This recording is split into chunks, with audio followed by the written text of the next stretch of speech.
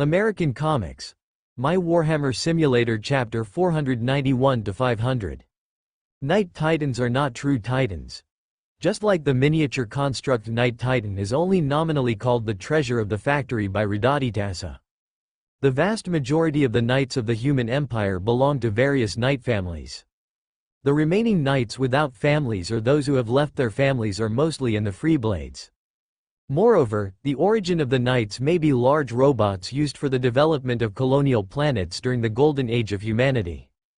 It is a kind of armed machinery that takes into account many civilian attributes. As for the real Titans, regardless of their origin, are complex models.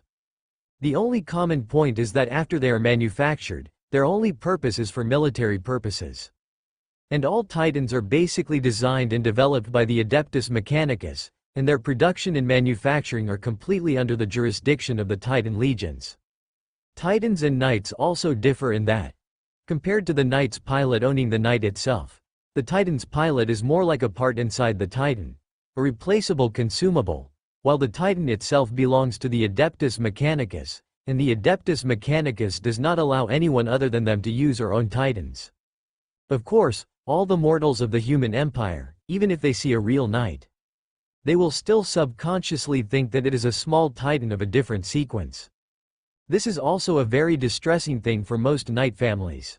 Unfortunately, the Adeptus Mechanicus is too lazy to correct this name. After all, whether it is from a political attribute or other aspects, this is quite beneficial to them. At this moment, Roche, sitting next to the metal round table, stared at Ledeu suspended in midair. He frowned slightly, and his turning gaze looked at the silent sage Neil again. After hearing the truth of everything, sure enough, as Iron Man David said, this matter can be big or small. To put it bluntly, even if Roche killed these two guys, it would be fine, and even the Emperor himself would not find any fault. But if you want to make it smaller, Roche is worried that he will not be able to bring them the necessary lessons and punishments. At this moment, Iron Man David, walking into the base hall from the metal passage, shook his slightly hunched metal body. Its blue light flashing in its eye sockets, it walked to Rock's ear and leaned over to say a few words. The next moment, Rock's eyes lit up instantly. He took a deep breath and looked at Sage Neil and said, "Sage Neil, this matter started because of you. Whether you did it intentionally or unintentionally, things have happened. However, due to your special contribution to the base, you are exempt from the severe punishment of returning to the throne. Of course, this does not mean that this matter is over. You will be assigned to another island, Hydra Island. David will continuously deliver supplies and automated servo robots to you. You need to rebuild a forge factory there. In addition, David will also hand over to you a series of technology blueprints called Skycarrier, and an unfinished prototype.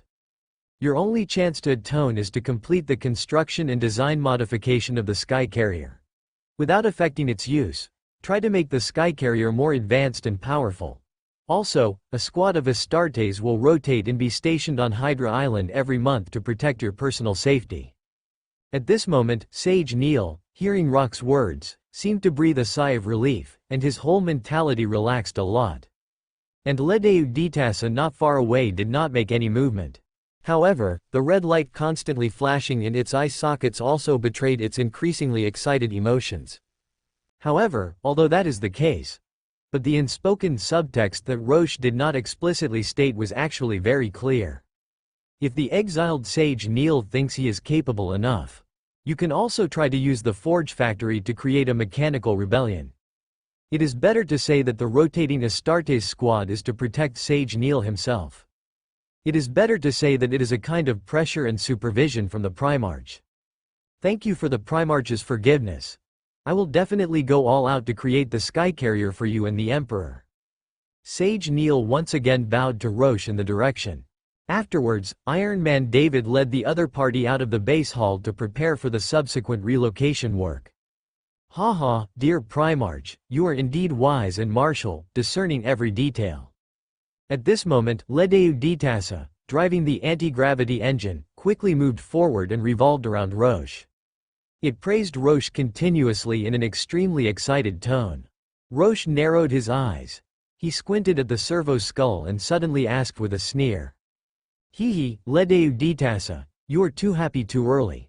What is the situation with the miniature construct Knight Titan that you call the treasure of the factory? Your Honorable Primarch. Please listen to my defense. No, listen to my explanation. Ledeu Ditasa frantically drove the anti-gravity engine and landed on the metal round table in front of Roche. It carefully told Roche about its mental journey.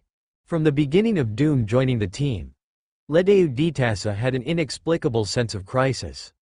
It believed that one day it would be abandoned by the increasingly large team. Become an unknown tech priest sitting on the cold bench. So, Ledeu Ditasa, striving to become stronger, absorbed various technological knowledge from the internet. While trying to come up with a research result that would make the Primarch Roche look at him with admiration.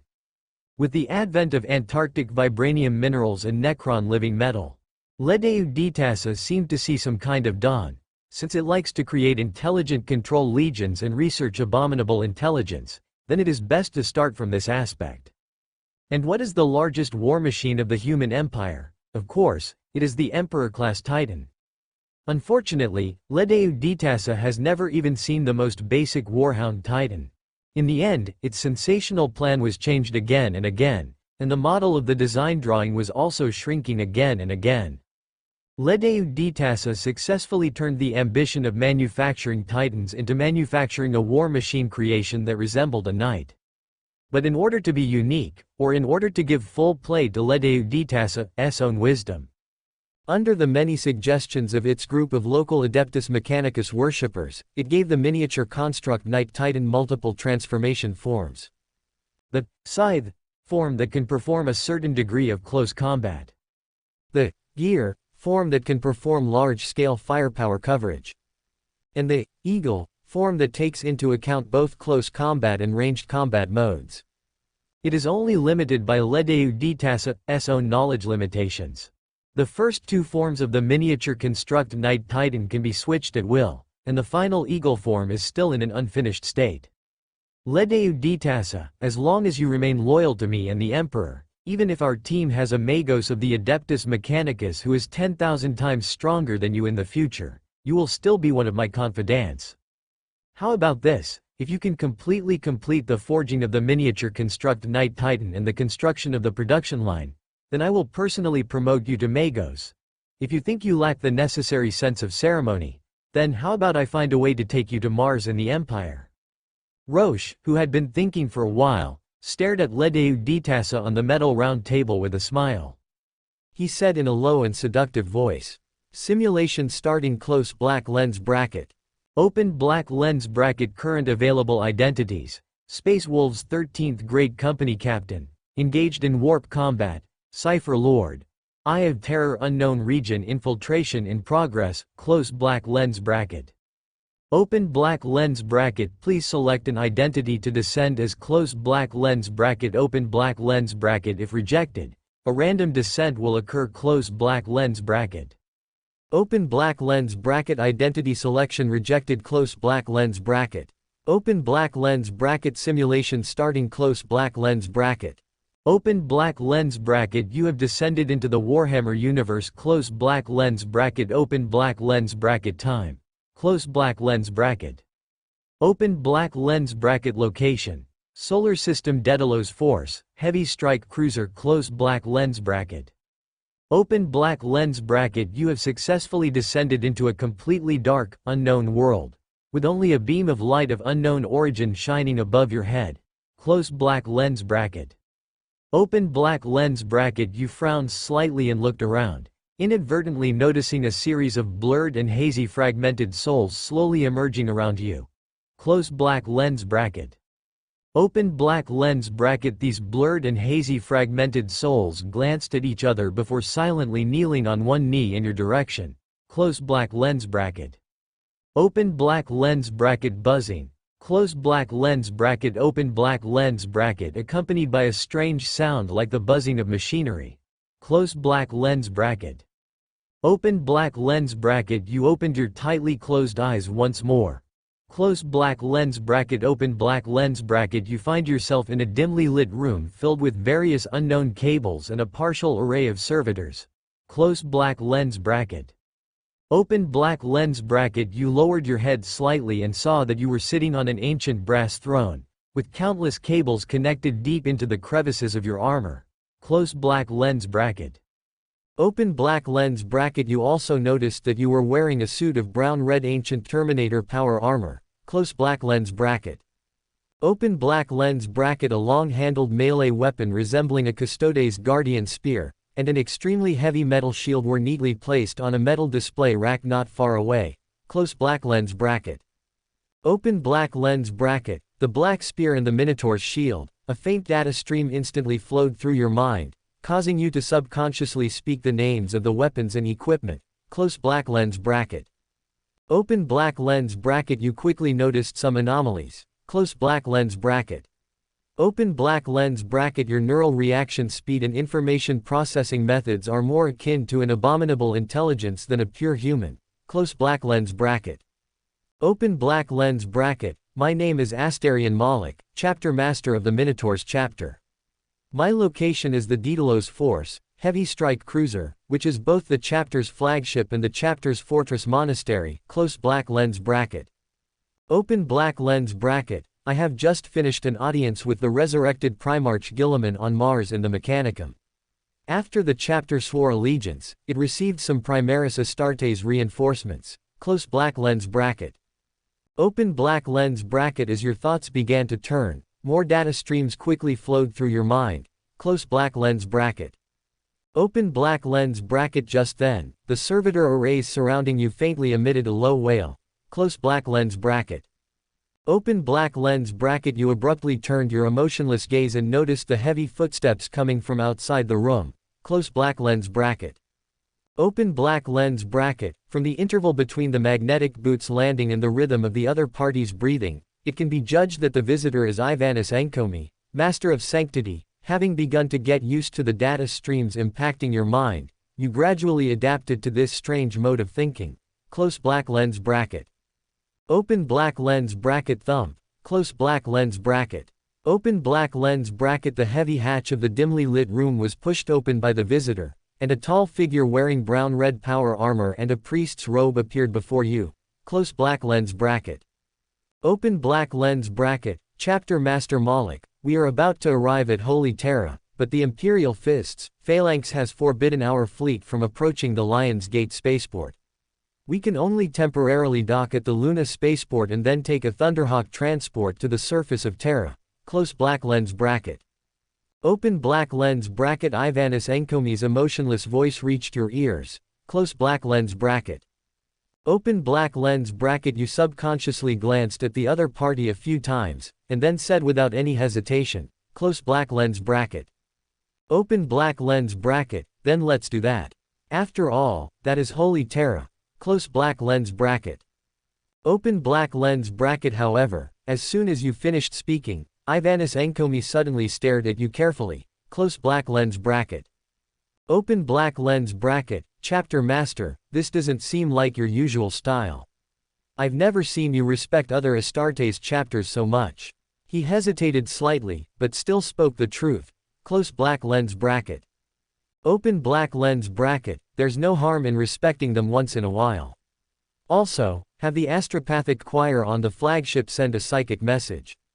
The recipient is Chapter Master Calgar of the Ultramarines on Mars. He should still be on Mars, right? You asked the other party expressionlessly. Close black lens bracket. Open black lens bracket. Chapter Master Malik, your relationship with Calgar and the Ultramarines is not that close. Choosing to anger the other party now is not a wise decision and could easily disrupt that lord's many plans. Ivanis Enkomi earnestly tried to persuade you. Close black lens bracket. Open black lens bracket. Which lord are you referring to? The one on Mars, or the High Lords who have given the Minotaur's chapter more resources and privileges behind the scenes? Close black lens bracket. Open black lens bracket. While asking, you slowly activated your ancient Terminator armor and stood up from the brass throne. Close black lens bracket. Open black lens bracket. Countless cables of unknown function continuously broke off from the crevices of your armor and scattered on the surrounding metal floor. Close black lens bracket. Open black lens bracket. You activated your Terminator armor and walked to the side of the display rack. A huge hand covered in ceramite armor already tightly gripping the long-handled weapon, black spear, close black lens bracket. Open black lens bracket, Chapter Master Malik. The Minotaur's chapter is forever loyal to power itself. I am naturally referring to Lord Guilliman, who has just become the Lord Regent. Ivanis Enkomi's eyelids twitched slightly, and his voice suddenly increased several degrees as he quickly said to you, close black lens bracket. Open black lens bracket, very well, then remember this psychic message to send to Calgar, change even, unchanged odd. And there's no need to wait for the other party to reply. Calgar, upon receiving the psychic message, will definitely hold an emergency meeting with the Primarch who has not yet left. You picked up the Minotaur's shield and the black spear separately and slowly hung them on the back of your power pack, close black lens bracket. Open black lens bracket at this moment, Ivanis Enkomi, with what seemed like a few drops of cold sweat seeping from his forehead, immediately bowed and retreated, quickly leaving your line of sight, close black lens bracket. Open black lens bracket. You also activated your Terminator armor and stepped out of the dimly lit room, heading straight for the bridge, close black lens bracket. Open black lens bracket. By constantly sorting out Malak's own data streams, or rather memories, you have successfully learned some things, close black lens bracket. Open black lens bracket. Now that Primarch Guilliman has just become the Lord Regent of the Imperium of Man, he must launch an Indomitus crusade to eliminate the many disasters that the Great Rift has brought to the Imperium itself. Countless Imperial citizens still need to be re-illuminated by the light of the Astronomicon, close black lens bracket. Open black lens bracket. And Holy Terra is still in the aftermath of the War of the Lion's Gate. Countless heretical traitors are entrenched outside the Imperial Palace, and a large number of Terra civilians have lost their only home. If they are left to starve and without guidance, they may even become reinforcements for those heretical traitors, close black lens bracket. Open black lens bracket. At the same time, the flames of a conspiracy rebellion are gradually spreading within the Council of the High Lords, and you are an important pawn in this rebellion, close black lens bracket. Open black lens bracket. Since Lord Regent Guilliman has to start the Indomitus crusade due to real-world factors and has no time to take care of Holy Terra, then you, who have successfully descended, must also take on some of the responsibilities that belong to a Primarch, close black lens bracket. Open black lens bracket. If it is really necessary, you even plan to have the Minotaur's chapter purge the entire bureaucratic system of Holy Terra, close black lens bracket. Open black lens bracket. Of course, this is under the condition that Lord, in the throne room will not appear on the spot to object, close black lens bracket. Chapter 492, Wang's Help and Magical Legacy. As a leader of an organization, learning to draw big pictures and motivate subordinates is a compulsory course. Even though Luo Sha currently has no diplomatic relations with any forces of the Adeptus Mechanicus, and even rarely sees prayers for support from the Adeptus Mechanicus, let alone going to Mars, it doesn't prevent him from urging Reditus to complete the research results as soon as possible. Just as Luo Sha tries his best to ensure the unity of the team, he also shows a certain degree of favoritism in many things. For example, why not send Reditus to Hydra Island? Clearly, Reditus is the culprit when it comes to the extent of damage to the Second Sun Island base. However, even though Reditus always causes trouble, he guarantees his loyalty to Luo Sha. On the contrary, although Sage Neil has made contributions to the team, his indifferent and inhuman attitude is really unlikable. Since he chose to handle things officially, then Luo Sha will maintain an official attitude. If he causes trouble, he should go to the island to repair ships and atone for his sins. At this moment, Luo Sha's tempting words received strong support from Reditus. It drives the anti-gravity engine to circle around Luo Sha again and again. Subsequently, Luo Sha, with a calm expression, also announced its punishment measures to the servo skull. That is, the casting factory will not be under Reditus's management for a short time. It is now demoted to a mechanical kid under the hands of two oilers. Only when there are faults or problems in the production line in the casting factory will Reditus have the power to command others. Of course, Reditus is not without privileges.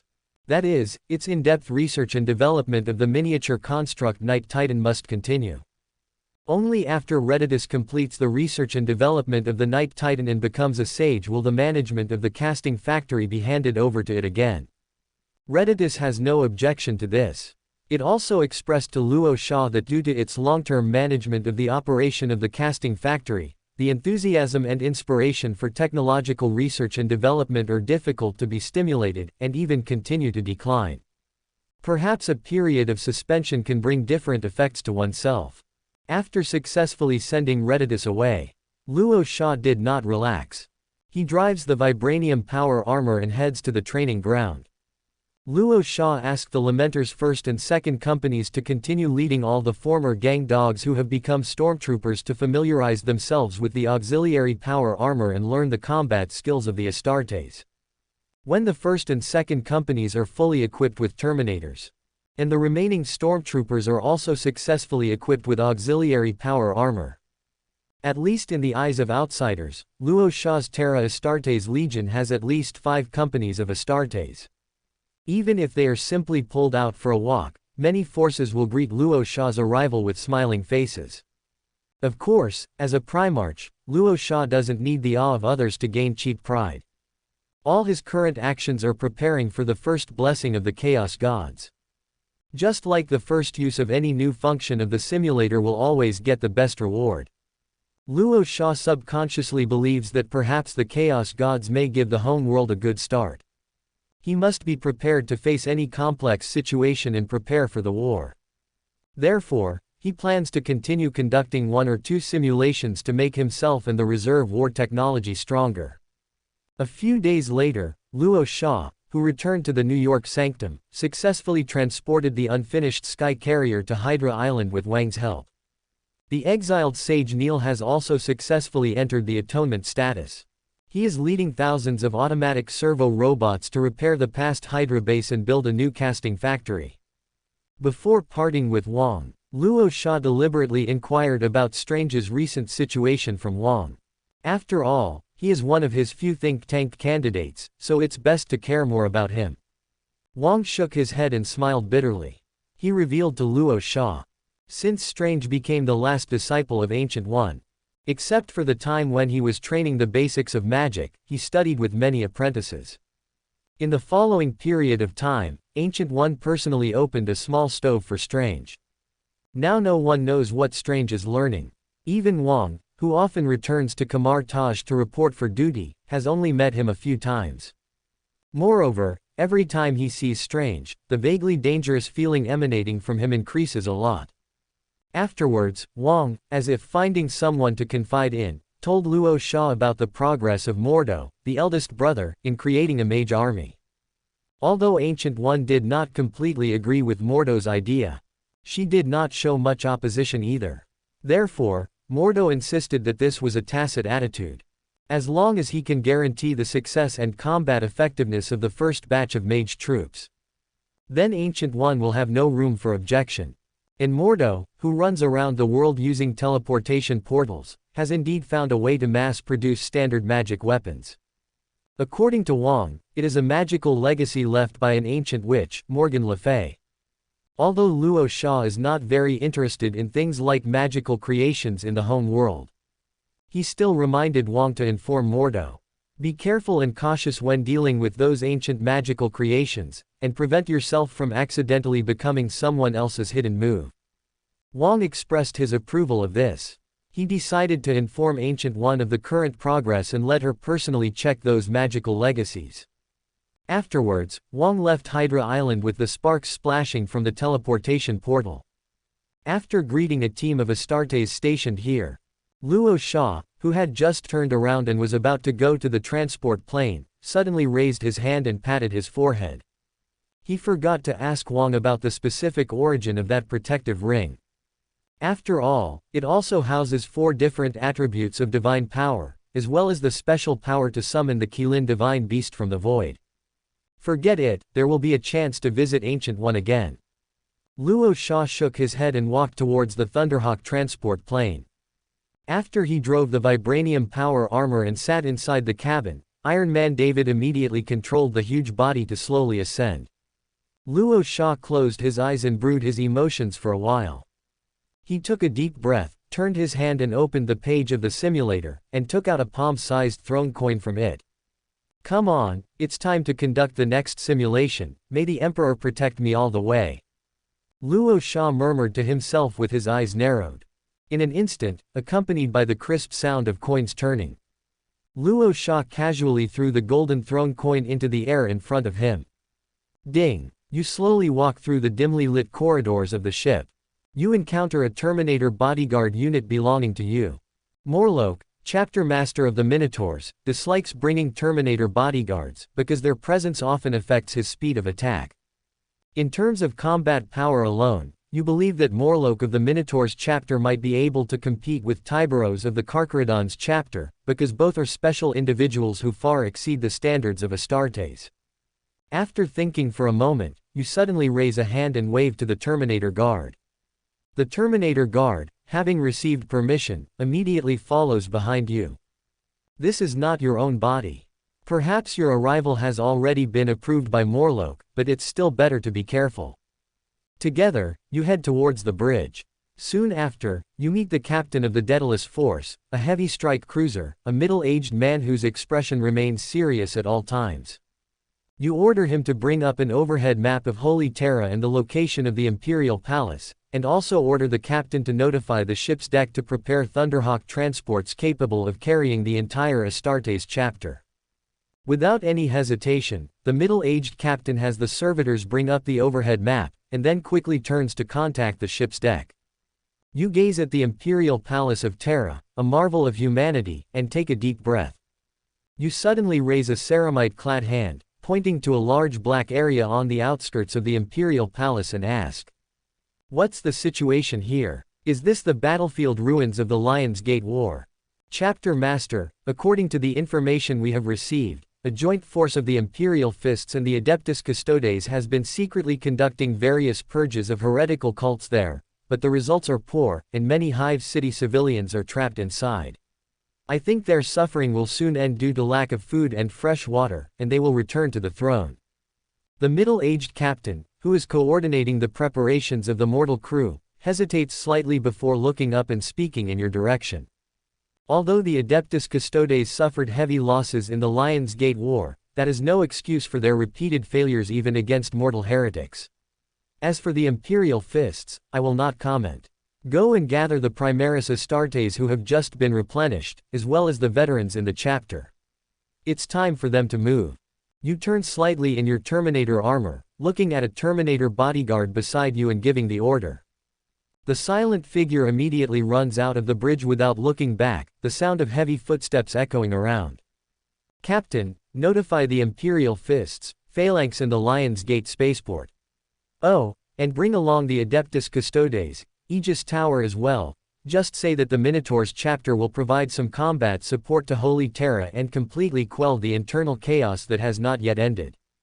You issue new orders to the middle-aged captain in a clear and orderly manner.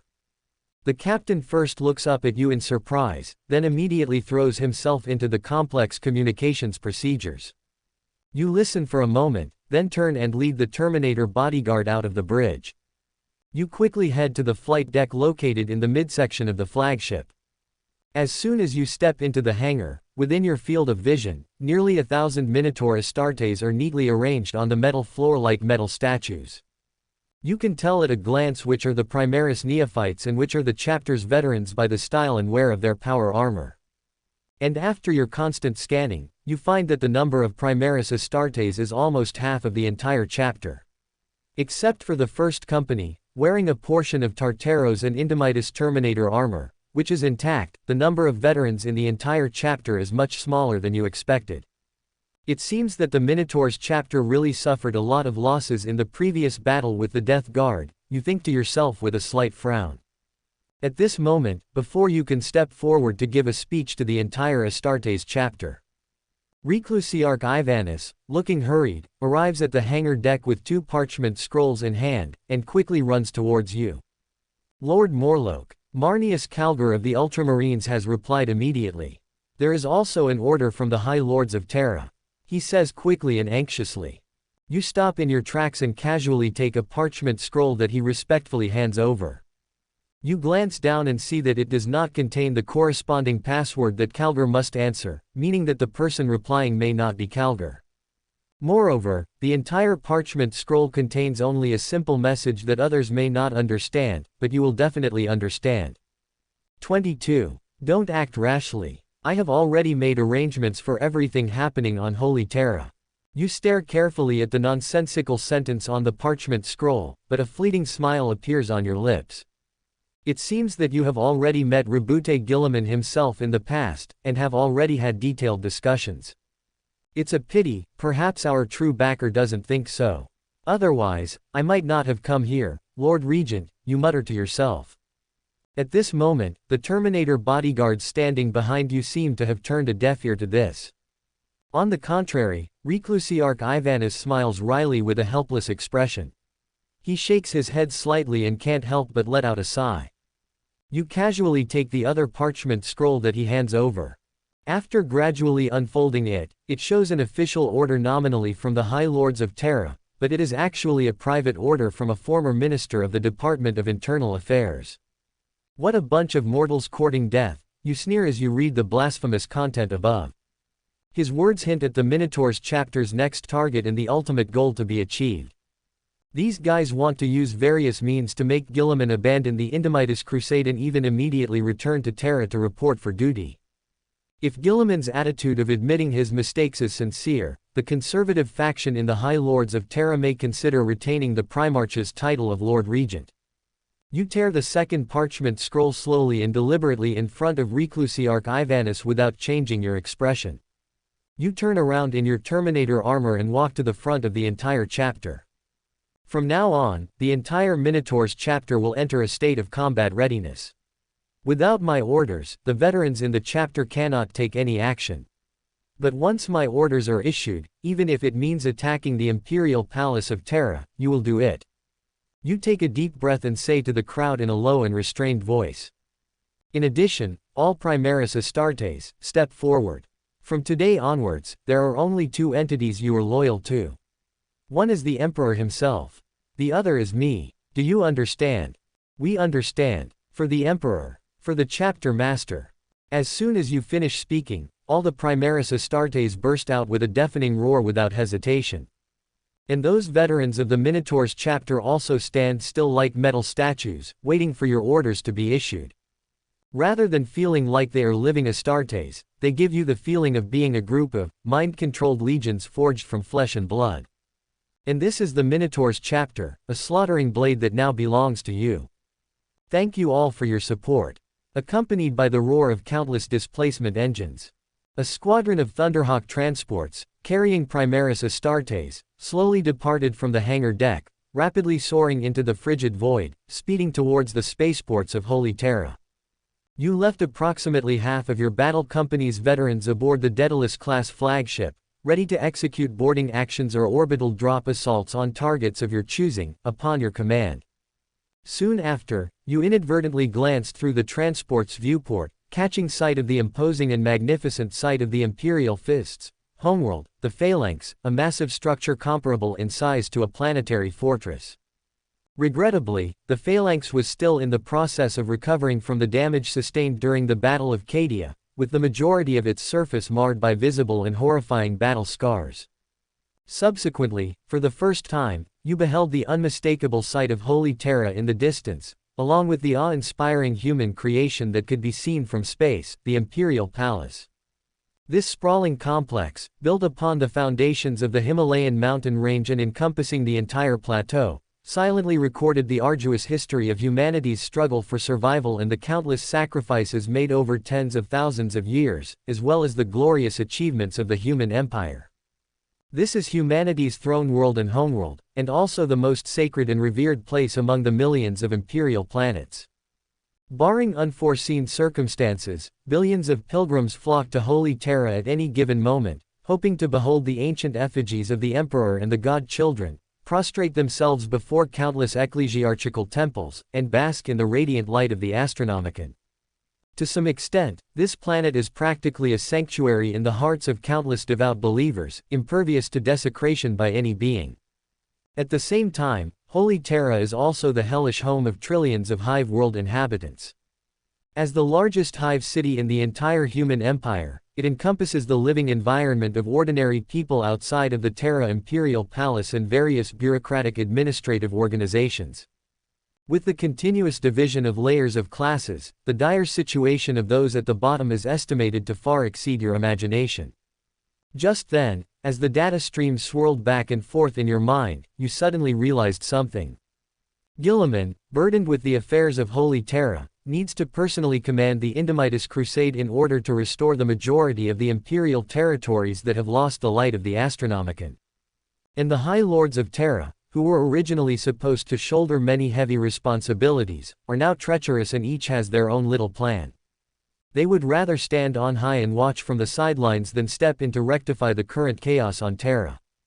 Because neither heretics nor cultists can truly breach the walls of the Imperial Palace, they can only continue to wreak havoc in the hive world homes of the Terran people.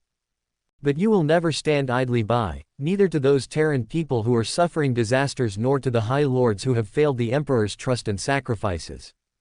With your character and style, you will never stand by and watch some things happen again. Perhaps Lord Regent Guilliman had already planned everything with supernatural foresight and secretly made all the preparations. He can barely suppress the rebellion of the conservative faction by relying on the reformist forces within the High Lords, but this kind of power struggle from the upper echelons often neglects the most basic people. And this is the responsibility that you, the Primarch, will not forget, and perhaps one of the reasons why you descended at this moment. Tisk, should I say that the Emperor is really making the best use of everything, or is it omniscient? You sighed slowly, withdrawing your gaze from Holy Terra. As time passed, a squadron of Thunderhawk transports successfully traversed Holy Terra's formidable defensive network and arrived at the Lion's Gate spaceport. As you drove the Terminator power armor expressionlessly out of the cabin, before the magnetic boots had even touched the ground, a dozen scanning devices from different forces quickly swept across your towering body. Among them were the necessary precautionary procedures prepared by the Adeptus Custodes and the Imperial Fists, as well as tests and precautions from more unknown forces. After all, the Minotaur's chapter is a well-known lapdog of the High Lords, and now you are all bad guys in the eyes of anyone, whether good or bad. I am Tor Garodin, 3rd Company Captain of the Imperial Fists. Respected Chapter Master of the Minotaurs, why did your chapter fleet break into the Sol system without permission? Don't you know that Astartes are forbidden from entering the Sol system without summons? At this moment, a stocky, gray-haired Primaris Astartes with a face as tight as a rock walked up to you. He was wearing a set of yellow Mark 10 power armor that had been specially modified, and a massive power fist called the Hand of Defiance was also attached to his right hand. The other party is Tor Garodin, the captain with the longest service life and more legendary combat experience in the history of the Imperial Fists chapter. The Minotaur's chapter has just suffered a Death Guard raid, and the Battle Brothers have suffered heavy casualties. Our purpose in coming to Holy Terra is to replenish the necessary gene seed. Also, if you have not received an order from the High Lords of Terra, then a few hours ago, the entire solar fleet and your Imperial Fists, Phalanx had already launched an interception barrage against my fleet. You took a deep breath and said to the other party, who was close at hand, in a calm tone. You casually picked up the brown-red metal helmet from your waist, ignored Captain Garodin's indifferent gaze, and slowly put it on your head. Now, you can get out of the way. Leave the Imperial Fists, hazing to others. There will be times in the future when you will be overwhelmed. You quickly raised your arms, covered in heavy ceramite, and drew out the thick, narrow black spear and the extremely sturdy Minotaur shield from behind the power pack, clutching them tightly in your hands. Your sudden movement vaguely aroused Captain Garodin's conditioned reflex. Buzz buzz buzz. The huge power fist on the other party's right hand subconsciously made a slight sound of mechanical friction. However, just as the Astartes combat squads behind both sides were about to enter a state of combat readiness, Captain Garodin, with an indifferent expression, still relied on his long-honed strong will and the heavy responsibility as a guardian of Terra to quickly suppress the fighting desire in his heart. Let them pass. Let the Minotaur's chapter enter Terra. Captain Garodin, who stared at you deeply, shouted loudly to the Imperial Fists behind him without looking back. Thank you for your cooperation. You shook the metal helmet slightly and said in a calm tone. You suddenly extended a ceramite palm, along with the Minotaur shield mounted on your left arm, towards Captain Garodin in front of you. The expressionless Captain Garodin first glanced at the sturdy shield, and then his eyes turned to the visor of your helmet. In the next moment, Captain Garodin, who was obviously reluctant, still upheld the politeness between the battle groups and the friendship of the Astartes, and extended a ceramite-covered left hand towards you. Accompanied by an extremely dull sound of metal collision, the ceramite palms of the two of you clenched heavily together. Huh. Just then, Captain Garodin's originally emotionless brow couldn't help but twitch. His gaze subconsciously turned to the ceramite palms that the two of you had just released. At this moment, a parchment scroll, only the size of a child's palm, with neatly trimmed edges, vaguely revealed a corner from between Captain Garodin's thick fingers. The other party, whose expression changed, was about to open his mouth to ask you the specific reason, but was blocked back by your slightly shaking metal helmet. We will meet again later, Captain Garodin. Welcome to Fanfic Audiobook, your go-to place for immersive audiobooks. If you enjoy the content, don't forget to like the video and subscribe to our channel for more amazing stories. Open black lens bracket according to your understanding of the numerous pieces of information regarding Holy Terra. Close black lens bracket. Open black lens bracket on Holy Terra today. If we disregard the billions of ordinary citizens and officials of all ranks, the remaining upper-class nobles can be simply divided into 3 factions. Close black lens bracket. Open black lens bracket based on whether they support the abolition of the Custodes restriction clauses. Those who support abolition are the reformists, those who do not support abolition are the conservatives, and the remainder are the indifferents. Close black lens bracket. Open black lens bracket. The representatives of the conservative faction include the former Minister of Internal Affairs, a Martian forged general so immense that it requires 8 cranes to move him, the former Ecclesiarch, the Marshal of the Department of Justice, the Grand Master of the Assassinorum, the Master of the Astronomicon, and several other former or current High Lords. Close black lens bracket. Open black lens bracket. The most vocal among them is the former Minister of Internal Affairs, who summoned your Minotaur's chapter to cleanse the Emperor's court, and is also one of the targets you intend to eliminate first. Close black lens bracket. Open black lens bracket. The representative of the reformist faction is the Master of the Scholastica Psychona. Close black lens bracket. Open black lens bracket. This alpha-level psyker, one of the few in the Imperium, requires 2 untouchables to constantly suppress his psychic powers to prevent him from accidentally incinerating others. He fought alongside the returning Guilliman and uncovered the Black Legion's plot to besiege Terra.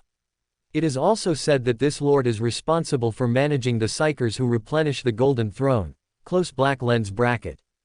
Open black lens bracket. Additionally, the Navigator representative is a radical within the reformist faction, advocating for the abolition of all ancient dogmas hindering the Imperium's war potential. If necessary, this individual is a supporter whom you, as a Primarch, could potentially rally. Close black lens bracket. Open black lens bracket. The remaining members of the reformist faction include the Rogue Trader representative, the Lord High Admiral of the Imperial Navy, the Prime Minister of the Imperial Senate, the new Ecclesiarch, and the new Minister of Internal Affairs, among others. Close black lens bracket. Open black lens bracket. Of course, there are also the Adeptus Mechanicus, the Inquisition, and Knight houses, who typically remain neutral between the 2 factions. Close black lens bracket. Open black lens bracket. As for military strength, aside from the Imperial Guard stationed on Terra, the Imperial Fists, the Adeptus Custodes, and your Minotaur's chapter represent the living forces on Holy Terra that can decide everything. Close black lens bracket. Open black lens bracket. This is one of the reasons why you entrusted a parchment containing the chapter's hidden communication channels to the 3rd Company Captain of the Imperial Fists. Close black lens bracket. Open black lens bracket. As long as you can unite the Custodes and the Imperial Fists to provide you with necessary assistance, you can freely purge Terra's bureaucratic system. Close black lens bracket. Open black lens bracket. Unfortunately, you are not descending in your true form this time. Otherwise, the development of everything could be smoother. Close black lens bracket. Open black lens bracket. However, if a lost Primarch were to return to the Imperium, the ensuing turmoil would likely be even more severe than when Gilliman returned. Close black lens bracket. Open black lens bracket. Just then, a low-ranking official suddenly appeared, blocking the path of your entire procession. Close black lens bracket. Open black lens bracket. You, piloting your Terminator armor, strode forward, looking down at him through your helmet's lenses. Close black lens bracket. Open black lens bracket. The low-ranking official nervously licked his chapped lips before tremblingly handing you a rolled-up parchment. Close black lens bracket. Open black lens bracket. You casually took it and opened it, revealing a transfer order from the former Minister of Internal Affairs. Close black lens bracket. Open black lens bracket. You smiled coldly, then turned and ordered 100 Primaris Space Marines to follow the official to a hidden location to provide close protection to the members of the conservative faction. Close black lens bracket. Open black lens bracket. Chapter Master, shouldn't you be going in person? The low-ranking official, seeing that only 100 Astartes had left the formation, subconsciously asked your towering figure with confusion. Close black lens bracket. Open black lens bracket. Tell that lord that I am very busy right now, you said without turning your head. Close black lens bracket. Open black lens bracket. In fact, compared to immediately eliminating those high lords who are instigating rebellion. Close black lens bracket. Open black lens bracket. Your most urgent task is to quell the rampant spread of numerous cults and rescue the ordinary civilians trapped in the hive cities. Close black lens bracket. Open black lens bracket. Soon after, you quickly led 4 companies of Primaris Marines to the previously designated location. Close black lens bracket. Open black lens bracket. The public appearance of a large number of Astartes on the streets of Terra's cities did indeed cause considerable panic and resentment among many ordinary citizens. Close black lens bracket. Open black lens bracket. To some extent, the ordinary citizens of Holy Terra have never escaped the sense of crisis brought about by the Horus heresy. Close black lens bracket. Open black lens bracket. This is the real reason why you led a group of Primaris neophytes instead of the chapter's veterans. Close black lens bracket. Open black lens bracket. Compared to the cold-blooded killing machines hardened by years of battle, the newly forged Primaris Marines, still possessing some humanity, might be one way to reduce the aversion and resentment of the Terran populace. Close black lens bracket. Open black lens bracket. Currently, the most complete and easy-to-use app for listening to audiobooks, integrating 4 major voice synthesis engines, over 100 kinds of timbres, and even supporting offline reading, is the Source Swapping Artifact, Source Swap app. Close black lens bracket. Open black lens bracket. Through your helmet's lenses, you scanned the ordinary civilians hiding in the shadows of the buildings, their expressions stubborn but their clothes tattered. Compared to the countless innocent civilians who were cruelly sacrificed by cultists and destroyed by the brutal warfare of the Battle of Lion's Gate, these people were undoubtedly fortunate. Close black lens bracket. Open black lens bracket. But at the same time, they were also unfortunate, because apart from the Master of Mankind trapped on the Golden Throne, enduring extreme suffering, there were very few people on Holy Terra who truly cared about their lives. Close black lens bracket. Open black lens bracket. I am Malik, chapter master of the Minotaur's chapter. I have come at the summons and command of the Emperor to quell the cultist chaos on Holy Terra. We are the Emperor's angels of death, and your only saviors you can trust. Close black lens bracket. Open black lens bracket. You said loudly to the surrounding civilians in a deep voice. Close black lens bracket. Open black lens bracket. However, perhaps your aura of death as an Astartes was too strong, or perhaps your voice was too loud. Close black lens bracket. Open black lens bracket. In short, your brief speech did not achieve any effect. Instead, many ordinary citizens looked at you with even greater vigilance. Close black lens bracket. Open black lens bracket. You thought for a moment and quickly changed your strategy. Close black lens bracket. Open black lens bracket. Do you want clean water and an inexhaustible supply of food? Close black lens bracket. Open black lens bracket. You suddenly said to the crowd around you. Close black lens bracket. Open black lens bracket. At this moment, you could clearly see that the vast majority of ordinary civilians subconsciously swallowed. Close black lens bracket. Open black lens bracket. Holy Terra is a hive world, not an agricultural or industrial world. The living conditions of the vast majority of ordinary citizens here are even more difficult and harsh than those of hive workers on many other planets. Close black lens bracket. Open black lens bracket. We can talk about the cultist problem later. Now, I need you to tell me where those hive gangs who always oppress you are located. Close black lens bracket. Open black lens bracket. You slightly tilted your metal helmet, asking the surrounding crowd in a voice that was as gentle as possible. Close black lens bracket. Open black lens bracket. At this moment, some people hesitated, while others were first stunned, and then their foreheads were instantly covered in cold sweat. Close black lens bracket. Open black lens bracket. Just then, a gaunt boy with tightly furrowed brows tremblingly raised a small, dirt-covered hand and asked you in a low voice, "I know the locations of many hive gangs. Angel, can I get some extra food and water?" Close black lens bracket. Open black lens bracket. You abruptly turned your metal helmet.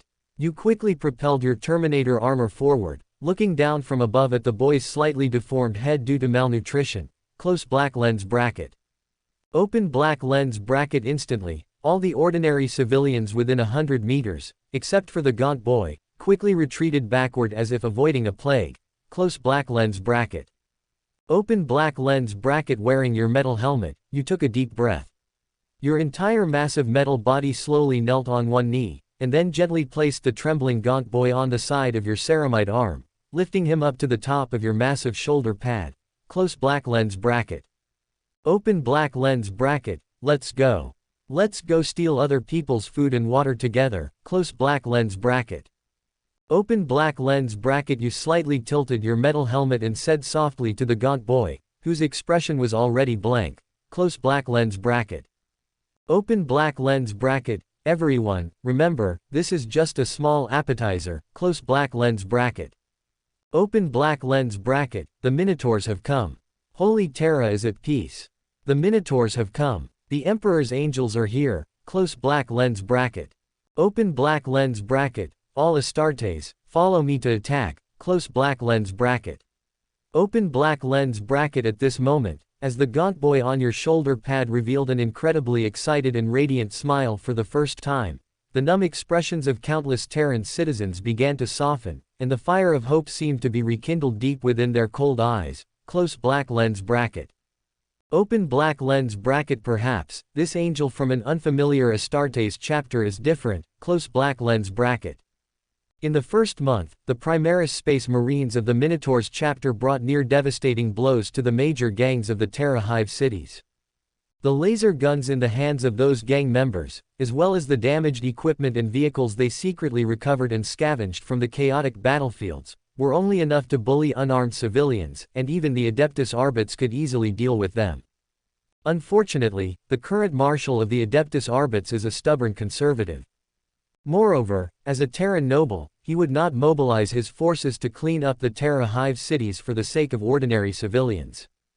After all, a large group of low-level rabble who only devour rations, like tyrannid termagants, are better off left to fend for themselves. Before long, most of the Terra Hive cities were covered with the corpses of gang members left to dry in the wind. What you are doing now is, on the one hand, to gain the trust of the Hive city civilians, and on the other hand, to dismantle the original rules of the Terra Hive cities, re-endowing everyone with a new order from the root, so as to lay a more solid foundation for what you are going to do next.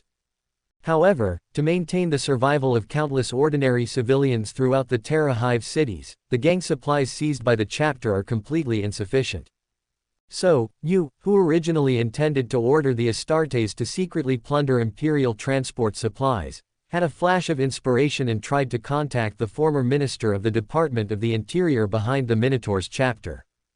Through insincere dealings with the other party, you successfully tricked them into giving you a special warrant from the High Lords of Terra.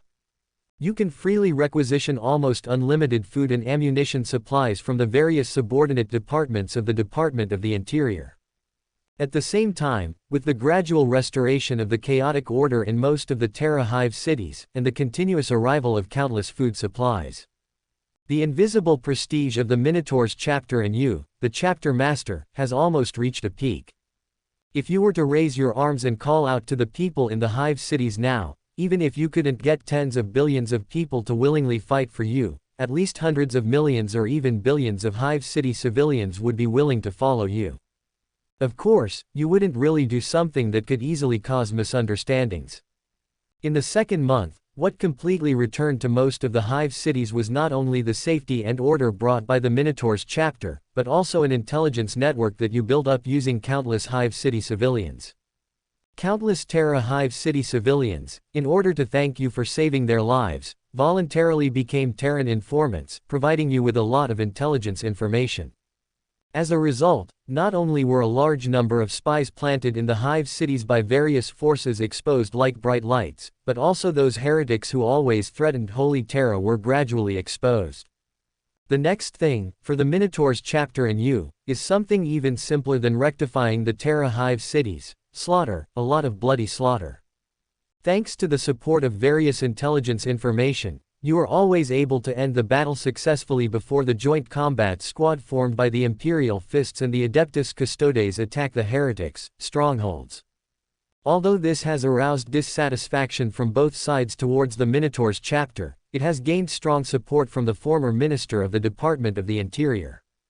Because these High Lords who intend to incite rebellion want to use this to highlight and shape the newly formed reformist government of Guilliman as a weak and incompetent administrative body, and that only they, the conservatives, are the only saviors of the Imperium.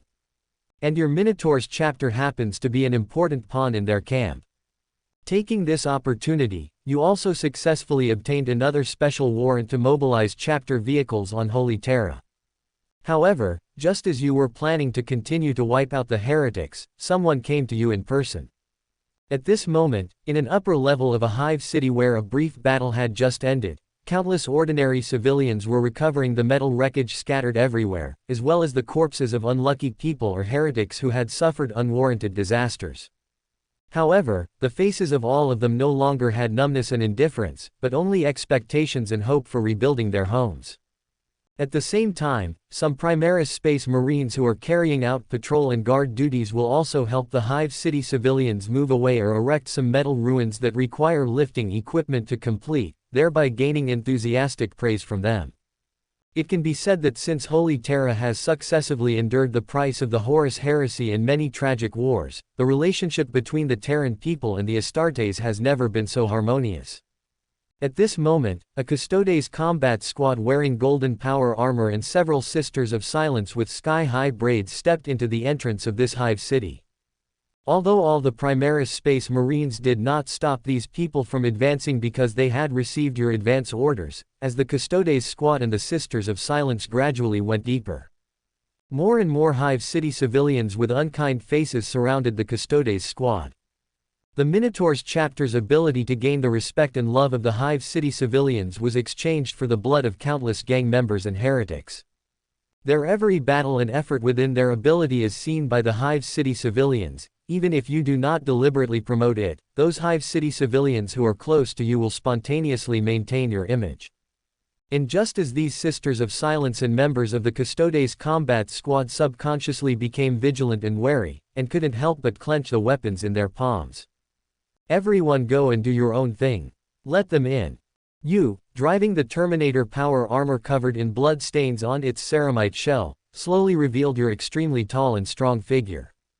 In an instant, countless ordinary people who had surrounded the Sisters of Silence and the Custodes combat squad silently made way for you. Many of the people in it raised a hand in your direction, clenched it into a fist and waved it, and then turned to go about their own business, with only some Hive city civilians and children who were really bored staying nearby, constantly peeking at your meeting. I'm sorry, our Hive city civilians don't have much culture. The only imperial text they can write is, "For the Emperor." I hope you don't mind their ignorance. You, while driving the Terminator power armor and stepping forward, slowly said in a low voice to the Custodes combat squad, who had fallen into silence. You slightly shook your metal helmet. Your tall stature was just more than half a head taller than everyone in this Custodes combat squad, allowing you to overlook their every move. Terra Imperial Palace Guard Legion, Custodian Guard Captain, my name is Valerian. These are Sister of Silence Alea and her companions. A Custodian Guard Captain wearing golden power armor was the first to break the silence. He slightly raised his metal helmet and said to the direction of your eye lenses. Esteemed Chapter Master of the Minotaur's Chapter, can you explain to our custodes why you are going to such great lengths to rectify the Terra Hive cities and wipe out the heretics? Thank you all for your support. In the eyes of many reformists, your decisive Minotaur's Chapter had suddenly transformed from the High Lords, lackeys into the benevolent Salamander's Chapter's black uncles, which was undoubtedly a very alarming thing. As for the conservatives, they see a pattern in your many unusual behaviors. As an important pawn in the same camp, they believe that all your current actions are part of the overall plan. Moreover, you have won so much extra popular support for the conservatives, which is a great achievement. Therefore, whether good or bad, the Adeptus Custodes visit was within your expectations, especially since you recently had a small conflict over snatching targets from each other. Haha. At this moment, you, wearing a metal helmet, subconsciously chuckled. Your gaze swept back and forth across Valerian, the shield captain in front of you, through the lenses of your helmet. I'm just doing what an Astartes should do, you said to him in a low voice. Moreover, I'm also doing what you Adeptus Custodes should have been doing. If you Adeptus Custodes had really been dutiful, I wouldn't have needed to appear here. That's an utterly absurd slander. Watch your words, Astartes Chapter Master. We Adeptus Custodes have fulfilled our duties. The defense of the Terran Imperial Palace has never had any flaws. Hearing the hint of sarcasm in your words, Shield Captain Valerian retorted subconsciously. However, you suddenly drove your Terminator armor forward abruptly. You lowered your metal helmet slightly, staring intently at him as you said, "Tisk, do you even believe those words yourself? Do you want me to personally give you some examples to prove the incompetence of the Adeptus Custodes? Open your eyes and look. The times are undergoing unimaginable changes, and the Imperium of Man is in imminent danger. In the long span of 10,000 years, I've discovered that not only has the number of Adeptus Custodes not increased much, but now it seems that even your brains haven't grown. Astartes, how dare you?" At that moment, Shield Captain Valerian, his anger rising, quickly took a few steps back.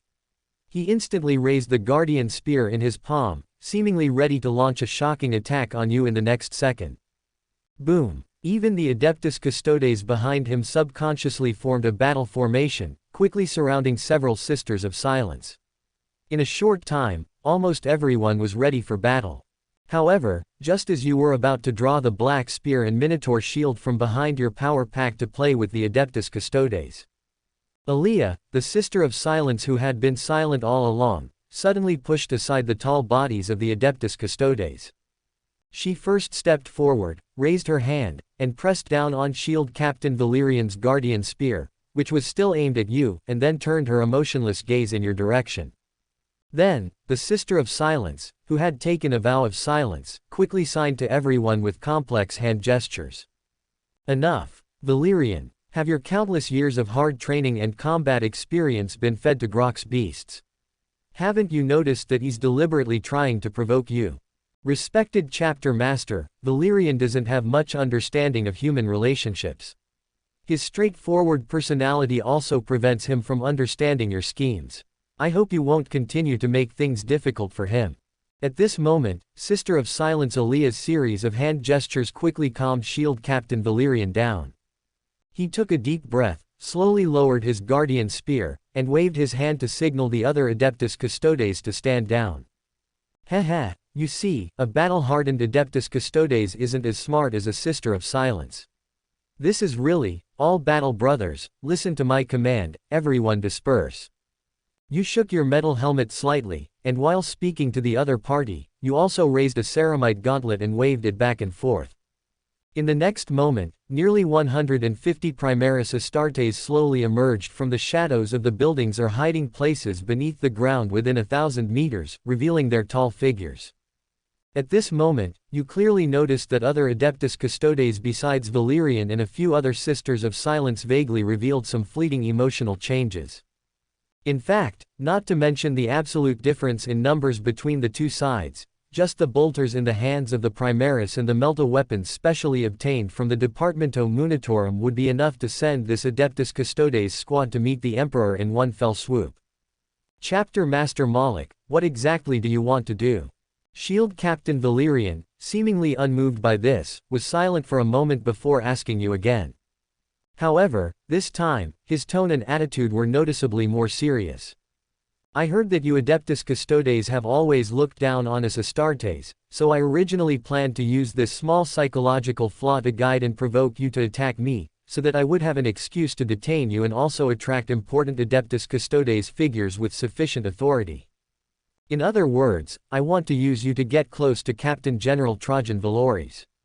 I need to have a secret conversation with him without attracting the attention of various forces. Moreover, you people are all frontline personnel fighting on the Terran battlefield, right? Haven't you noticed the cold undercurrents surging beneath the calm surface of Holy Terra today? Don't give me the cliché that the duty of the Adeptus Custodes is to guard the Imperial Palace. You represent the will of the Emperor himself. Just like I said, now that the Primarch has returned, the times have changed. If you Adeptus Custodes don't find a way to keep up with the times, one day, you who have been abandoned by the times will completely rot inside the walls of the Imperial Palace. Also, is the Emperor on the Golden Throne important? Of course, he's important. After all, he's the guiding light that leads the Imperium of Man to struggle for survival. But you Adeptus Custodes should also open your eyes and look outside the Imperial Palace. These Hive City residents who are born only knowing the Emperor, their existence is the spark that maintains the entire Imperium of Man. You took a deep breath, and said to Shield Captain Valerian and Sister of Silence Aaliyah in a low and firm voice. The remaining Adeptus Custodes and Sisters of Silence also remained silent, but from their lowered heads and thoughtful expressions, it was clear that they were also thinking about what you had just said. It seems that it's not that the Adeptus Custodes don't have brains, but that this Shield Captain Valerian himself is the problem. At this moment, your gaze, through the helmet's lenses, constantly stared at the people in front of you, and the data streams in your mind simultaneously recalled what had happened before. About a month and a half ago, you had successfully met Captain Galadon of the 3rd Company of the Imperial Fists in secret in the Hive City through some covert means. Moreover, through cautious words that he could accept, you revealed to Captain Galadon that some High Lords were plotting a rebellion, attempting to restrict Lord Regent Guilliman's power. After a very brief shock, Captain Galadon first confirmed some of the evidence you possessed, which were the secret orders sent to you by the former Minister of the Departamento Munitorum. Although these records of communication on parchment scrolls could not prove that the other party had indeed participated in the rebellion, they did gain a degree of trust from Captain Galadon in the Minotaur's chapter and you, as well as the whole matter. In other words, in the past period of time, most of the dissatisfaction of the Imperial Fists towards the Minotaur's chapter was just acting for those with ulterior motives to see. Of course, in order for everything to proceed smoothly, Captain Galadon did not reveal any information to ordinary Astartes except for a few confidants. Now, you only need to have a private meeting with the leader of the Adeptus Custodes and successfully gain his trust, and you can let go and do more things. However, in order to take care of the Primarch brother Guilliman's little emotions, you must also continue to play the role of a pawn of the traitors, until those High Lords think that the ending is set and jump out to take the fruits of victory. It's just that, compared to Lord Regent's plan to only punish the ringleaders and maintain the status quo with minor penalties. You, with your cruel methods, plan to completely clean up all the foundations of the conservative faction, turning the entire Holy Terra into a super war machine supporting the Indomitus Crusade. Thank you for your support. I'm really not suitable for this kind of palace intrigue plot. It makes my scalp tingle, like I'm constipated. Fortunately, the rest of the content is a battle to unite various forces to kill the traitors. I'll write more about hacking and slashing in the future. Tomorrow is New Year's Eve. I wish everyone a safe and peaceful New Year.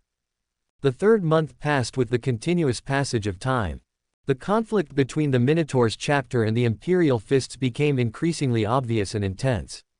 Although the two sides had not yet reached the point of tearing each other apart and causing casualties, it was common for them to put on a show of force and engage in a fight.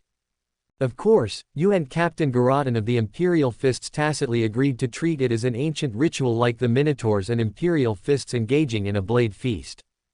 At the same time, the Iron Fortress Mountain Array, located in the near Terra orbit, quietly entered a state of combat readiness under the cover of your occasional conflicts.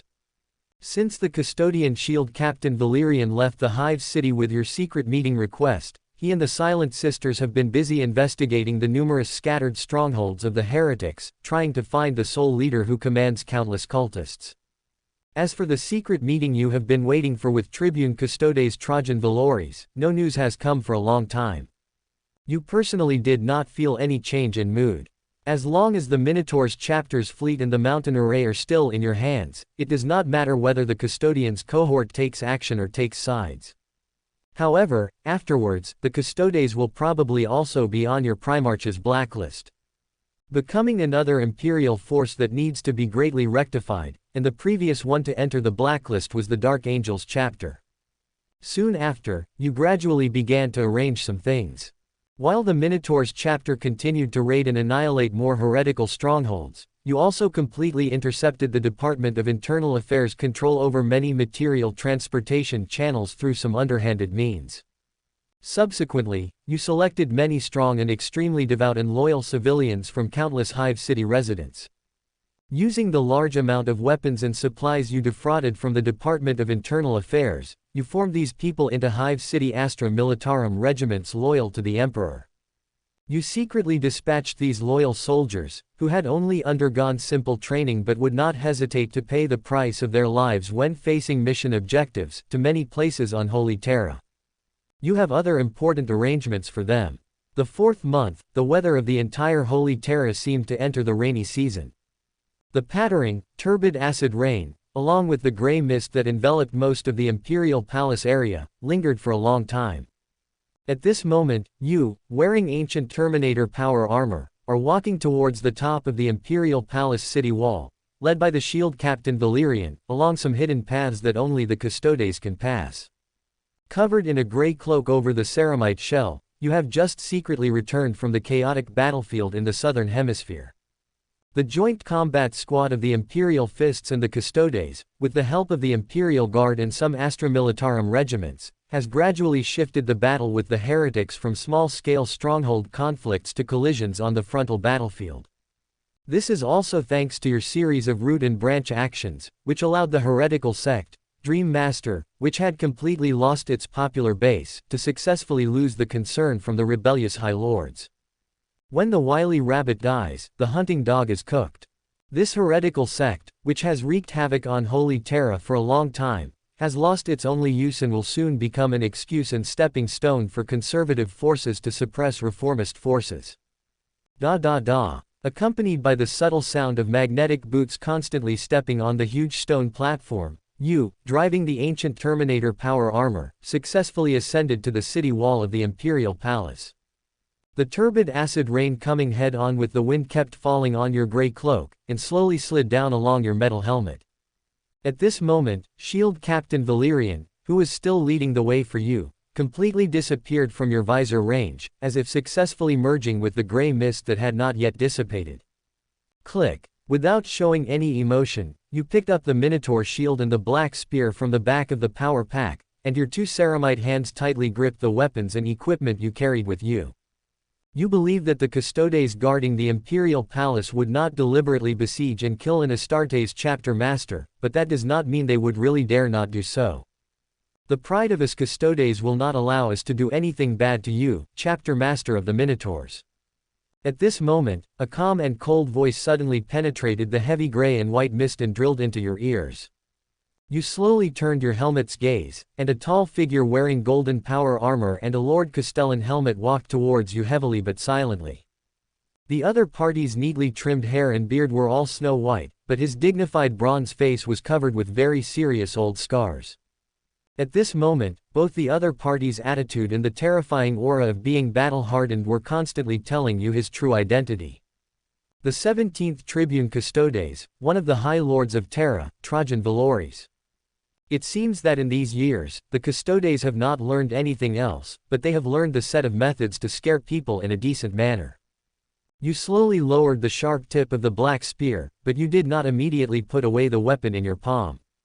Chapter Master of the Molochs. Trajan, I've heard that you would rather risk being surrounded by the Custodes than want to meet me alone. Trajan, wearing a golden power armor and a Lord Castellan helmet, slowly stopped, standing 10 meters away from you, and asked you. Trajan, as Tribune Custodes and High Lord, and in control of the complex intelligence network that the Custodes have operated for countless years, don't tell me that you Custodes know nothing about the surging undercurrents on Holy Terra. Hearing the other party's question, you couldn't help but snort from inside the helmet and said to the other party. What if we know? What if we don't know? After all, this is the inherent responsibility of the Custodes, and that is the world that belongs to those mortals. Trajan, with a calm expression, first raised his hand and pointed to the inside of the imperial palace shrouded in gray mist, and then casually pointed to the periphery of the imperial palace city wall. It's ridiculous. You Custodes think you represent the will of the emperor, but you completely disregard the things he values most. How dare you? You shook your metal helmet slightly and said to the other party in a mocking tone. Astartes, pay attention to your identity, this is not something you should question. So don't play with fire in front of the Custodes. At this moment, Trajan, with an expressionless face, suddenly raised a hand covered with golden armor, and quickly placed it on the side of his thick belt, and a few fingertips rubbed a special metal ornament shaped like a shackle. Identity. You're actually talking to me about identity. Okay, what if I tell you now that this healthy Astartes body is just something I borrowed from the chapter master of the Molochs? You hesitated slightly, but still sneered at the other party. Body. Wait, if you are not Moloch, then what are you? At this moment, the calm expression on Trajan's face instantly became serious. His other hand moved slightly, and a Custodes power weapon called the Watcher's Axe was pulled out from behind the Lord Castellan helmet. Obviously, your words have made Trajan misunderstand something. The other party obviously regarded you as a demon or god who could possess Astartes. However, just as the atmosphere between the two of you gradually became tense, as if a fierce conflict was about to break out in the next second, the pattering acid rain in the sky suddenly stopped falling, leaving only faint traces of water remaining on the ground. Immediately afterwards, a beam of bright golden sunlight suddenly broke through the thick clouds that had not yet dissipated, and hit your tall metal body with unparalleled precision. In terms of seniority alone, I and the current regent of the human empire, the returned Primarch Rabute Gilliman, can be regarded as close brothers. If you ask me who I am, I can tell you clearly, I am the Emperor's son, a descendant from the Void, the 22nd human Primarch. Thank you for your support. I wish you all a safe and happy new year. The 5th month. The Emperor Ascendant Cathedral, located in the southern hemisphere of Terra, is nominally a cathedral, but it is more like a massive architectural complex comparable to a city in scale. Previously, it was used to house pilgrims who came to Holy Terra for pilgrimage, but now it has become the final stand for heretics attempting to resist. Countless defensive weapons and equipment, as well as heavy vehicles, have been piled up at the entrance of the cathedral and on important transportation routes. On the battlefield surrounding the entire massive architectural complex, marked by countless shell craters and scorch marks, detachments of the Imperial Guard's armored ground forces are slowly encircling the entire cathedral. Having just experienced numerous arduous battles such as the Battle of Cadia, and yet to be replenished, the number of Astartes from the phalanx deployed outwards, the depleted Third Company of the Imperial Fists, numbering less than 80, has been further divided into several combat squads, distributed throughout the encirclement. Once the final siege begins, they will become the spearhead for breaking through the cathedral's defenses, opening the way for the subsequent Imperial Guard or armored forces to advance. However, while the countless mortal warriors and the combined forces of the Imperial Fists and Custodes were still in the preparatory stages. Boom, boom, boom. Accompanied by massive beams of light suddenly descending from the sky, the Imperial Navy's orbital bombardment unleashed a terrifying covering attack ahead of schedule. Immediately following, as countless buildings in the entire cathedral city collapsed and were destroyed. Across the almost blindingly azure sky, drop pods carrying veteran Astartes of the Minotaur's chapter, shrouded in heavy fire, hurtled towards the ground. And even more troop carriers and countless Thunderhawk transports carrying the Astra Militarum appeared in dense formations from the outer perimeter of the Allied forces. At this moment, inside the Allied forces' temporary command post located on the outer perimeter of the battlefield, Under normal circumstances, he should be filled with anger and surprise, but Captain Galadon, whose expression remained unchanged as if he already knew about this, subconsciously exchanged a glance with Custodes Tribune Valerian, then they both inconspicuously shifted their gazes away from each other. Not long after, when the orbital bombardment from the sky and the Minotaur's chapter's massacre had barely ended, countless Imperial Guard mortal warriors and ordinary Astartes around the cathedral ruins were filled with doubt and bewilderment. Accompanied by the rapid spread of invisible electromagnetic waves, a mysterious broadcast signal, capable of connecting to the entire Holy Terra's public channel, suddenly appeared clearly on everyone's screens or receiving devices, and it maintained almost the exact same format as the recent Indomitus ritual of Gilliman. At this moment, everyone on Terra subconsciously looked towards the screen displaying the image. And inside the central dome of the shattered Ascension Cathedral, one by one, the traitorous High Lords, who once or currently held control over the entire Terran power structure, proudly revealed their figures, some aged, some robust. These individuals were the former Minister of Internal Affairs, Homo Thalion, Marshal of the Department of Justice, Avilisha Drachma, Grand Master of the Officio Assassinorum, Fatix, and the deposed former Ecclesiarch, Bardo Sleest. Behind the four traitorous High Lords, the tall and imposing you stood there silently wearing Terminator armor, casually toying with the pale head of the Chaos Cult leader, the Master of Dreams, in one of your ceramite gauntleted hands. Citizens of the Emperor, the age of rebellion is over. At this moment, the former Minister of Internal Affairs, Homo, slowly stepped forward. He announced to all of Terra through the public channel's broadcast equipment in a passionate tone. The heretics who ravaged Holy Terra have been eliminated. As the Emperor wills. As the Codex demands. This is the Imperium, this must be the Imperium, and this will forever be the Imperium. However, just as the other party's emotions were gradually building up and he intended to continue his speech, your deep voice suddenly drowned out the traitorous High Lord's voice. Heh, so this Imperium of man will be your High Lord's Imperium in the future. Or the Emperor's Imperium. At this moment, you, who were toying with the pale head, suddenly activated your Terminator power armor and stepped forward. You looked down condescendingly at the former Minister of Internal Affairs, who was slightly shocked by your sudden interjection. And among the other three traitorous High Lords, apart from the Grand Master of the Officio Assassinorum who remained calm, the other two exchanged glances, and a hint of panic faintly flashed in their eyes. Obviously they had also discovered a huge loophole in the entire rebellion plan. What if the Astartes chapter, which they regarded as one of their sources of military strength, suddenly became disobedient? Don't be anxious, I want to invite you High Lords and all the citizens of Terra at the end of the broadcast to watch a show, a bloody spectacle of executing traitors that I love the most. One of your ceramite gauntleted hands quickly raised, firmly suppressing the former Minister of Internal Affairs who wanted to turn around and escape. And at the moment your voice fell, from within the ranks of the High Lords, servants, four slender, rapidly changing, pitch-black figures suddenly pounced forward.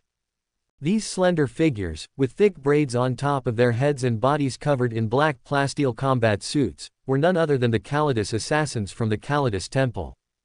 In an instant, apart from the former Minister of Internal Affairs who was firmly suppressed under your palm and the expressionless Grand Master of the Officio Assassinorum, the remaining two High Lords instantly had their fragile mortal lives taken away by the four Calidus assassins. Tisk tisk, the first act of executing High Lord traitors. Unfortunately, this is not the plot I designed for you, but I can tell you that this is a small appetizer that Lord Regent Gilliman sent you. At this moment, you slightly lowered your metal helmet. You whispered slowly to the former Minister of Internal Affairs, who was pale and trembling. Look, the main course I personally prepared for you has arrived. You slowly raised the ceramite gauntleted hand toying with the pale head, and within everyone's field of vision, one after another, troop carriers belonging to the Astra Militarum continuously entered the ruined cathedral, but after the heavy doors opened, what appeared were not mortal warriors coming to rescue, but men, women, old, and young, dressed exquisitely, who were clearly of noble status. At the same time, Minotaur's Primaris Marines wearing power armor were constantly driving more noble personnel through the ruined cathedral buildings, heading towards you. Those thousands of people over there are all the relatives and family members of the Marshal of the Department of Justice. I even helped him find his illegitimate son hidden in the Terran Imperial Palace. Oh, those are the former Ecclesiarch's male servants and close friends and relatives. His tastes are a bit heavy, but the fact that he has no family still makes me quite admire him. Those are the family and friends of the Lord High Admiral. As a High Lord with a high position and great power, the number of your family members is fewer than I imagined. Is that infant in the woman's arms the new bloodline that your family has just given birth to? Congratulations, but it's a pity for this child. At this moment, your words, though not loud, echoed in the ears of this traitorous High Lord like the whispers of a chaos demon, and his mental state developed from fear and dread at the beginning to complete collapse. Please, Lord Moloch, in consideration of the fact that I, as a High Lord, have taken care of your Minotaur's chapter for so many years. The other party begged you incessantly with trembling lips. Tisk, in consideration of the fact that you cannot return to the Golden Throne, before you die, I can slightly reveal a little secret to you. I am not Moloch, to be precise, I am only borrowing Moloch's body and shell under the guidance of the Emperor. And I happen to like doing things thoroughly, so, we Astartes said that we will kill your entire family, and we will definitely kill your entire family. As soon as the words fell, you, wearing a metal helmet, casually threw away the pale head belonging to the Chaos Cult leader. In the next second, your two ceramite gauntleted hands separately grasped the thin neck of the leader of the traitorous High Lords, the former Minister of Internal Affairs, and then tore upwards and downwards without hesitation. Accompanied by an extremely brief and tragic scream, a mortal head, along with part of its pale spine, was slowly presented in your palm in front of countless Terran citizens watching excitedly through the screen.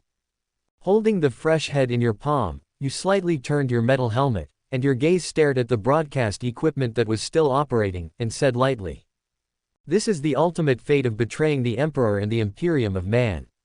Even High Lords with high positions and great power are no exception. Minotaur's chapter, Imperial Fist's chapter, Adeptus Custodes, and the Sisters of Silence, listen. The subsequent purge and terrifying punishment of the High Lord traitors officially begins from this moment. In the gaze and protection of the Holy Emperor, in the name of Lord Regent Guilliman. Kill them all. Thank you all for your support. Everyone, drink less wine and eat more dishes tonight, and have a happy new year. For more thrilling fanfiction stories like this, check out my channel Fanfic Audiobook. Dive into epic adventures, mysterious realms, and legendary journeys brought to life through immersive storytelling. Don't forget to like, share, and subscribe for more amazing audiobooks.